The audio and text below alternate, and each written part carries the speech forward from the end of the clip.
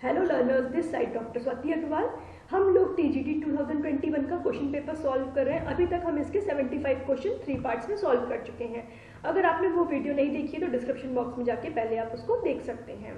आज हम next 25 question solve करेंगे with explanation. Okay, so start, be ready. तो question number 76 is in condition of fatigue which acid is accumulated in cells। fatigue की condition में sales में कौन सा केमिकल एक्यूमुलेट होता है। तो पहले हम लोग इसका एक्सप्लेनेशन देख लेते हैं। नॉर्मल कंडीशन में ग्लूकोज मेटाबोलाइज होकर पायरुविक एसिड में कन्वर्ट होता है, then pyruvic acid lactic acid में कन्वर्ट होता है। फिर लैक्टिक एसिड का ऑक्सीडेशन होता है, जब इसको ऑक्सीजन मिलती है तो ये carbon dioxide, water H2O and energy में कन्वर्ट होता है। तब ग्लूकोज से हमें इस पूरी प्रोसेस के थ्रू ग्लूकोज के मेटाबॉलिज्म से हमें एनर्जी मिलती है। बट जब बहुत ज़्यादा वर्कआउट हो जाता है, मसल्स में बहुत एक्सेस लोड पड़ता है, तब लैक्टिक एसिड को उतना क्वांटिटी में ऑक्सीजन की सप्लाई नहीं हो पाती, ऑक्सीजन इसको नहीं मिलती है, तो लैक्टिक एसिड का एक्यूमुलेशन ज़्यादा हो जाता है। इस कंडीशन में यही लैक्टिक एसिड फटीग कॉज करता है, इसी की वजह से हमें थकान होती है। फिर हम क्या करते हैं कि कुछ देर के लिए बहुत, जब हमने एक्टिविटी कर ली, मस्कुलर एक्टिविटी कर ली, एक्सरसाइज कर लिया, कुछ बहुत ज़्यादा वर्कलोड पड़ गया फिजिकल, थोड़ी देर अगर हम रेस्ट कंडीशन में जाते हैं तो बॉडी को ऑक्सीजन मिल जाती है और ये लैक्टिक एसिड ऑक्सीजन के साथ मिलकर carbon dioxide, water and energy में कन्वर्ट हो जाती है। सो फटीग की कंडीशन में क्या क्रिएट हो रहा है, क्या एक्यूमुलेट हो रहा है, लैक्टिक एसिड एक्यूमुलेट हो रहा है ज़्यादा बॉडी में। तो आपका आंसर क्या हो गया, A, lactic acid. In condition of fatigue lactic acid is accumulated in cell. Okay, clear. Next, community development programme was started in. इसका एक्सप्लेनेशन देख लेते हैं।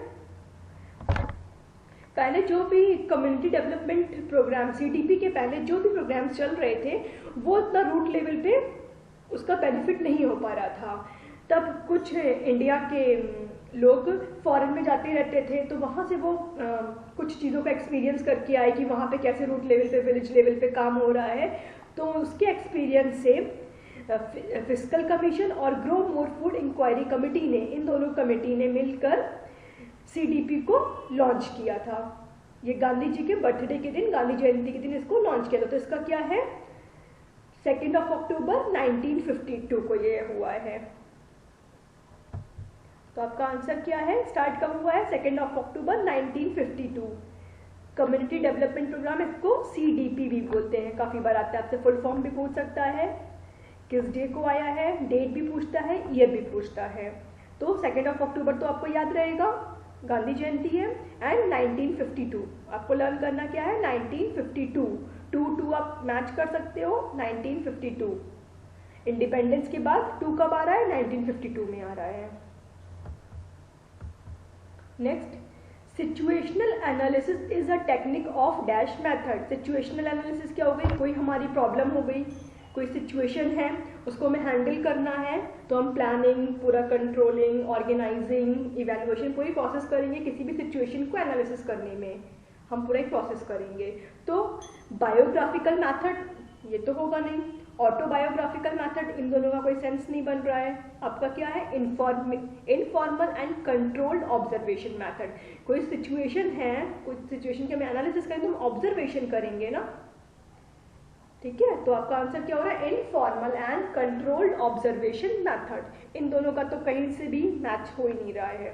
बिब्लियोग्राफी, ऑटोबिब्लियोग्राफी, इसका कोई सेंस ही नहीं है। तो आपका ऑप्शन क्या जा रहा है, informal and controlled observation method. Answer is B. Next, which one is appointed to provide health services in village. Village में हेल्थ गाइड अपॉइंट होते हैं। ओके, विलेज में हेल्थ गाइड को अपॉइंट किया जाता है। तो आंसर आपका A. Which of the following is not a part of female genital organ? Female genital organ में क्या है, यूट्रस होता है, इससे कनेक्टेड होती है फेलोपियन ट्यूब और ओवरी होती है, सर्विक्स है, वेजाइना और हाइमेन लेयर होती है। वास्ट डिफरेंस, ये मेल जेनाइटल ऑर्गन का पार्ट है, ओवरीज हैं, यूट्रस इसमें है, फेलोपियन ट्यूब इसमें है। तो आपका आंसर क्या है, कौन सा पार्ट नहीं है, तो वास डिफरेंस ये मेल जेनिटल ऑर्गन का पार्ट है, तो आपका आंसर क्या हो गया ए। आपको एग्जाम पेपर में ध्यान रखना है कि नॉट दिया है कि नॉट पे आप फोकस करिएगा, क्वेश्चन बच्चे गलत कर देते हैं, नॉट को इतना नहीं देखते हैं। Time measurement unit is a part of a second.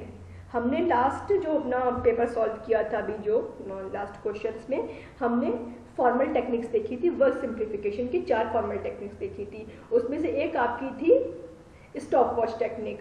तो स्टॉप वॉच टेक्निक में होता है कि हम जो भी एक्टिविटी कर रहे हैं उसको हम सेकेंड से भी छोटे पार्ट में हम उसको नोट करते हैं, एक्टिविटी के मेजरमेंट करते हैं। तो टीएमयू क्या है, टाइम मेजरमेंट यूनिट, ये सेकेंड से भी छोटा पार्ट है। सेकेंड का कौन सा पार्ट है ये, 1 TMU इक्वल्स टू 1/0.036, ये सेकेंड का 0.036 पार्ट है, इतना छोटा भाग है सेकेंड का, मतलब सेकेंड से भी हम छोटे पार्ट में एक्टिविटी को मेजर कर रहे हैं। 1 TMU को मिनट में भी देख सकते हैं, अगर हम मिनट में इसको कहेंगे तो ये मिनट का कौन सा पार्ट है, 0.0006। तो आपसे सेकेंड में पूछा, आपसे मिनट में भी पूछ सकता है, तो आप इसको दोनों को देख लीजिएगा। तो आंसर आपका क्या हो गया, D. 1 TMU is equals to 1/0.036, मतलब इतना पार्ट है ये, 0.036 पार्ट है सेकेंड का। Clear. Next, international unit of measuring energy, energy की क्या international unit, joule. Answer is A. Next, the idea of classes of change was first given by, classes of change क्या है, work simplification को हम कैसे कर सकते हैं, इसके लिए मंडल ने 5 क्लासेस ऑफ चेंज दिए हैं। First, changes in body position and motion, हमें अपनी बॉडी की पोजीशन को चेंज करके अपने काम को इजी बना सकते हैं, प्रॉपर तरीके से खड़े होकर प्रॉपर मोशन करके, कितने हमें फिट, कितना चलना है स्टेप, कितना नहीं चलना है, इन सब चीज़ों को देखकर बॉडी की positioning. Change in work arrangement and equipment, equipment को यूज़ कर सकते हैं, ग्राइंडर यूज़ कर रहे हैं, चॉपर यूज़ कर रहे हैं, वर्क अरेंजमेंट कर लिया हमने, जो भी हमें यूटेंसिल्स रखने हैं, अपने इक्विपमेंट रखने हैं, उनका अरेंजमेंट कैसे हमें ईजी पड़ रहा है। प्रोडक्शन सीक्वेंस, हमने अपना मेथड केक हम बना रहे हैं तो पहले हमने एग वाइट को अलग बीट किया, येलो को अलग, फिर हम ऐसे भी कर सकते हैं, दोनों को हमने मिक्स करके बीट कर लिया, तो ईजी हमें अपना प्रोडक्शन सीक्वेंस बनाना है। फिनिश्ड प्रोडक्ट जो हमारा बन रहा है उसको हम कैसे चेंज कर सकते हैं, रॉ मटेरियल में हम चेंज करके अपने वर्क को ईजी बना सकते हैं। तो ये 5 क्लासेस ऑफ चेंज दिए हैं मंडल ने। तो क्लासेस ऑफ चेंज सबसे पहले किसने दिया था, मंडल ने दिया था। गिलबर्ट ने क्या दिया हुआ है, थर्गलिंग्स की बात करी हुई है। तो आंसर आपका क्या हो गया इसका, A. Next, which of the following is not a type of investment, का टाइप कौन सा नहीं है, life insurance, short term investment, wallet, long term investment. Life insurance हम करते हैं इन्वेस्टमेंट के से, शॉर्ट टर्म में इन्वेस्ट हम कर ही रहे हैं, लॉन्ग टर्म के लिए इन्वेस्ट करें, वॉलेट, वॉलेट कोई टाइप नहीं है इन्वेस्टमेंट का। Answer is C. Sharing is a step of obtaining, sharing हम किस में करते हैं, हम एनिमल्स की शेयरिंग करते हैं, एनिमल से हमें वूल मिलता है तो हम वूल, इसका आंसर आपका B. Present time health science is known as, health science को क्या बोल रहे हैं, प्रिवेंटिव एंड सोशल मेडिसिन। हम प्रिवेंशन की बात कर रहे हैं कि डिजीज हो ही ना, हम प्रिवेंशन पे आप ज़्यादा फोकस कर रहे हैं, इसलिए इसका नाम प्रिवेंटिव एंड सोशल मेडिसिन। हम सोशली हम बात कर रहे हैं हेल्थ की, और प्रिवेंशन की हम बात कर रहे हैं। So answer is preventive and social medicine. The psychologist who has made significant contribution in the field of cognitive development, ये भी हमने लास्ट क्लास में अपने डिस्कस किया था कि प्याजे ने कॉग्निटिव डेवलपमेंट की 4 स्टेजेस बताई हैं। इसका हमने निमोनिक भी आपको बताया था, सम पीपल कांट फोकस। तो आप प्रीवियस वाली वीडियोस भी देख लीजिए जो हमने अभी तक क्वेश्चन सॉल्व करे हुए हैं, तो उससे भी आपको इसमें काफ़ी हेल्प होगी। तो इसका आंसर क्या हो गया, जीन प्याजे। Sensory motor, pre operational, concrete operational, formal operational, इन्होंने 4 स्टेजेस बताई हैं कॉग्निटिव डेवलपमेंट की। तो answer is A. Next, which of the following affects cognitive development, को कौन अफेक्ट करता है कॉग्निटिव डेवलपमेंट को, संज्ञानात्मक विकास को कौन अफेक्ट कर रहा है, heredity, sense organ, brain disorder, heredity भी कर देगी, सेंस ऑर्गन्स भी करेंगे, अगर उसमें कुछ प्रॉब्लम है तो भी कॉग्निटिव डेवलपमेंट नहीं हो पाएगा, कुछ ब्रेन में कोई डिसऑर्डर है, कोई बीमारी है तो भी नहीं हो पाएगा कॉग्निटिव डेवलपमेंट। तो all of the above, answer is D. Prenatal period क्या होता है? प्रीनेटल पूरा गर्भाकाल, means conception to birth, answer is B. ये भी सब स्टेजेस में डिवाइड होता है, zygote, embryo, foetus, but prenatal period पूछ रहा है तो कंसेप्शन से लेकर पूरा बर्थ तक का 38 वीक्स का पीरियड होता है ये। ब्यूटी कैसा वैल्यू है? वैल्यू को हम दो तरीके से कैटेगराइज करते हैं, intrinsic and instrumental. Intrinsic value for its own सेक, ये हमारी अपनी खुद की खुशी के लिए होती है, हमें ब्यूटी है, हेल्थ है, हमारी खुद के लिए है। Instrumental value for achieve some other values को अचीव करने के लिए इंस्ट्रूमेंटल वैल्यू होती है, और intrinsic value for own self. तो ब्यूटी आपकी क्या इंट्रिंसिक वैल्यू है? Answer is B. Multipurpose food is developed by, multipurpose food किसने डेवलप किया था? CFTRI, इसका फुल फॉर्म है central food technological research institute. ये आपसे फुल फॉर्म पूछ सकते हैं, कहाँ पर ये है, ये भी क्वेश्चन आया हुआ है, मैसूर कर्नाटका में है। कब इस्टेब्लिश हुआ था? 21 अक्टूबर 1950 में। इन्होंने मल्टीपर्पज फूड को बनाया था, जो कि किसने बनाया था? To combat nutritional deficiency of low income mothers and children. इनमें जो भी न्यूट्रिशनल डेफिशिएंसी हो रही है लो इनकम मदर्स और चिल्ड्रन में, उसको कंपनसेट करने के लिए इन्होंने मल्टीपर्पज फूड डेवलप किया था। तो आपसे इसके कई क्वेश्चन फ्रेम हो सकते हैं। तो आंसर आपका क्या हो गया? CFTRI Mysore, answer is B. NIN क्या है? NIN को भी काफी बार आपसे पूछता है, कहाँ पे ये स्टैब्लिश है? तो हैदराबाद में, ये भी क्वेश्चन आपसे आया हुआ है, national institute of nutrition.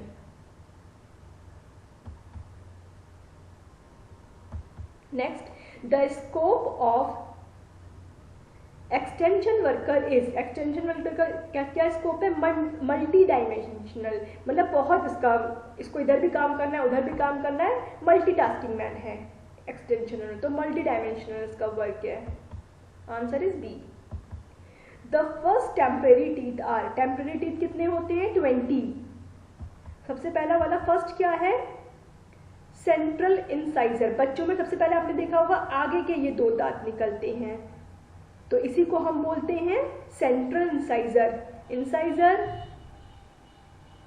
Canine, premolar, molar, चार तरीके से हम दांतों को, टीथ को डिवाइड करते हैं। तो सबसे पहले बच्चों में क्या निकलता है? सेंट्रल इंसाइजर, आंसर आपका C. Next, the change name of environment cleaning. तो क्या एनवायरमेंट क्लीनिंग का? मेंटल हेल्थ से कोई मतलब नहीं है, positive environment, pure environment, environmental health. The change name of environmental clinic is environmental health, answer is B. Next, mandarin is a type of, mandarin क्या है? ये कॉलर का टाइप है, इसको Nehru collar, Chinese collar, military collar, choker collar, band collar, इसको कई नामों से जाना जाता है। तो अगर आपके दिमाग में ये इमेज है तो आप इसको किसी भी नाम से आपको आए तो आप इसको कर लेंगे। तो is a type of collar, answer is A. Next, law of consumption for budget was developed by, law of consumption क्या है? इसको पहले हम लोग एक्सप्लेनेशन देख लेते हैं। अर्नेस्ट एंजल ने लॉ ऑफ कंजम्पशन दिया था। इनके अकॉर्डिंग इन्होंने एक्सपेंडिचर को 5 कैटेगरीज में डिवाइड किया है, food, clothing, shelter, lighting and fuel, and fifth is education, health and recreation. तो एग्जाम में कभी कभी आपसे पूछता है कि अकॉर्डिंग टू एंजल्स कितनी कंजम्पशन की यूनिट है, कितने एक्सपेंडिचर यूनिट है? तो इन्होंने 5 कैटेगरी में डिवाइड किया है, 5 है। इनके अकॉर्डिंग जैसे जैसे हमारी इनकम बढ़ती है तो फूड पर होने वाला एक्सपेंडिचर कम होता जाता है, क्लोथिंग, शेल्टर और लाइटिंग एंड फ्यूल पर होने वाला एक्सपेंडिचर सेम रहता है, एंड एजुकेशन, हेल्थ और रिक्रिएशन पर होने वाला जो भी एक्सपेंसेस है वो इंक्रीज करता है। तो फूड पे होने वाला एक्सपेंडिचर डिक्रीज है, एंड एजुकेशन, हेल्थ और रिक्रिएशन पे होने वाला एक्सपेंडिचर इंक्रीज करेगा, और बाकी clothing, shelter, lighting and fuel same रहेंगे। तो लॉ ऑफ कंजम्पशन किसने दिया है? एंजल्स का लॉ ऑफ कंजम्पशन है। आपके एग्जाम में तो ये क्वेश्चन आया है, पर ये कई तरीके से फ्रेम हो सकता है कि फूड पे क्या इफेक्ट पड़ेगा इनके अकॉर्डिंग इनकम बढ़ने पर, तो फूड पे एक्सपेंडिचर डिक्रीज हो रहा है, क्लोथिंग शेल्टर लाइटिंग पे सेम है, और एजुकेशन हेल्थ और रिक्रिएशन में इंक्रीज कर रहा है। अब आपसे जैसे भी क्वेश्चन है यहाँ से आप 3-4 तरीके से क्वेश्चन सॉल्व कर सकते हैं अपना। तो answer is B, doctor Engel. The method of measuring calorie is called, calorie को मेजरमेंट करने का क्या है मेथड? कैलोरीमेट्री। एक आपका होता है कलरीमेट्री, तो आप कलरीमेट्री से कंफ्यूज मत करिएगा, colorimetry is something different and ये this is calorimetry. Okay, answer is D. Next, which chemical is used in mercerising finish? Mercerising की बात थोड़ा बहुत हम पहले कर चुके हैं, कॉटन के चैप्टर में हमने करी थी। मर्सराइजेशन क्या है? हमें कॉटन के फैब्रिक को लस्ट्रस बनाना है, शाइनी बनाना है। पहले हम इसको समझ लेते हैं मर्सराइजेशन के बारे में। मर्सराइजेशन को किसने दिया था? जॉन मर्सर ने 1844 में। ये कुछ अपना कास्टिक सोडा के साथ कुछ ट्रीटमेंट कर रहे थे, तो उन्होंने देखा कि जब हम 18 to 20% कास्टिक सोडा में हम कॉटन को डिप करके रखते हैं तो इसकी इंक्रीज होती है स्ट्रेंथ, एब्जॉर्बेंसी इंक्रीज होती है और इसकी लस्टर इंक्रीज हो रही है। नॉर्मली हम क्रॉस सेक्शन जब देखते हैं तो ये किडनी शेप होता है। जब इसको हम कास्टिक सोडा में डिप करके रखते हैं तो इसका स्ट्रक्चर, सेल का स्ट्रक्चर स्वेल कर जाता है। इससे ये लेंथ वाइज में छोटा होके ये फैल जाता है कपड़ा, तो इसमें शाइनी आ जाती है, स्ट्रेंथ इसकी बढ़ जाती है, एब्जॉर्बेंसी बढ़ जाती है। एब्जॉर्बेंसी बढ़ेगी तो इसकी डाइंग के लिए एफिनिटी भी इंक्रीज करेगी। तो ये मर्सराइजेशन में क्या, कौन सा केमिकल यूज होता है? Caustic soda, caustic NaOH। तो आंसर आपका क्या हो गया? Caustic soda, C. Next, world health organization was established in the, ये भी हम लोग लास्ट क्लास में बात कर चुके हैं। इसका हेडक्वार्टर जेनेवा में है। फाउंड कब हुआ है? 7 अप्रैल 1948 में, 48। इसीलिए हम लोग 7 अप्रैल को इंटरनेशनल हेल्थ डे हम मनाते हैं। इंटरनेशनल हेल्थ डे 7 अप्रैल को, ये भी क्वेश्चन आपका आया हुआ है। तो जिस दिन आपको WHO फाउंड हुआ है उसी दिन हम मनाते हैं 7 अप्रैल को 1948 में, बट इसमें आपको कोई भी ऑप्शन नहीं दिया हुआ है, तो ये क्वेश्चन तो एक तरीके से गलत ही है इसके options. 1 gram fat is burn and produce energy. 1 gram fat कितना एनर्जी देता है? 9 kilo calorie. 1 gram carbohydrate gives 4 kilo calorie. 1 gram protein gives 4 kilo calorie and 1 ml alcohol gives 7 kilo calorie. तो ये क्वेश्चन भी आपका 3-4 तरीके से फ्रेम होकर आ सकता है।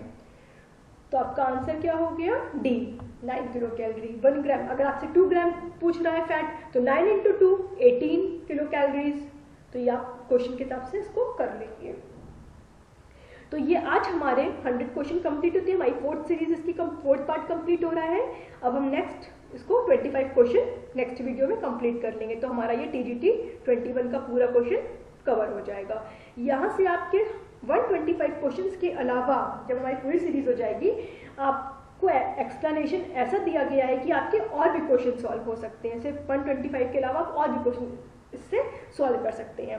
तो अगर आपको मेरी वीडियो पसंद आ रही हो, आप ऐसी और वीडियो चाहते हैं, तो इसको लाइक करिए, शेयर करिए और मेरे चैनल को सब्सक्राइब करिए, ताकि आने वाली नई वीडियो का आपको नोटिफिकेशन जल्द से जल्द मिल सके। और मुझे भी थोड़ा मोटिवेशन मिलेगा तो मैं आपके लिए और अच्छी क्लासेस लेकर आऊँगी। तब तक के लिए बाय बाय।